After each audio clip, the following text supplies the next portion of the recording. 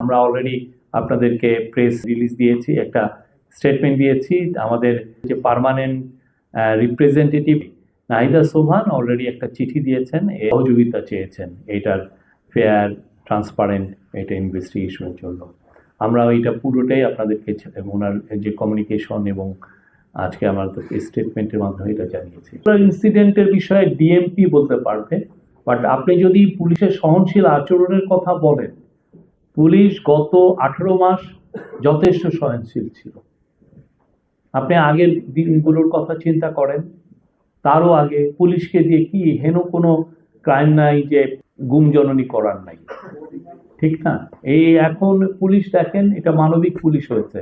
পুলিশের কাছে কোনো ধরনের কোনো লেথাল উইপেন দেওয়া হয় না এখন।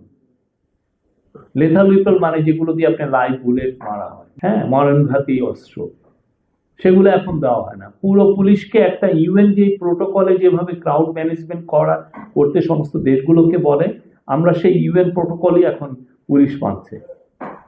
তারপরে আপনি পুলিশের ধৈর্যের কথা যদি বলেন, গত 18 মাসে পুলিশ কতগুলো আন্দোলনকে সামাল দিয়েছে আপনি দেখেন, 2000-এর উপরে। ওইখানে একজন সাংবাদিক নিজে বললেন যে উনি 449টি আন্দোলন নিজে কাভার করেছেন, একটা দুটা না। তো পুলিশের তো মানে যথেষ্ট ধৈর্য নিয়ে তারা আসলে ল অ্যান্ড অর্ডার সিচুয়েশনটাকে ট্যাকেল দিয়েছেন আমরা বলবো।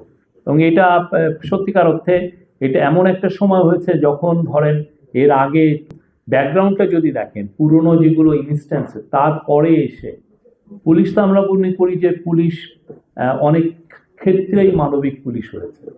আমি জানি না, আমি সময় পেলে আমার ভোট হলো ধনিয়া, এটা হচ্ছে একে হাই স্কুলে আমি এর আগে ভোট দিয়েছি, ওইখানে আমাদের দিয়ে।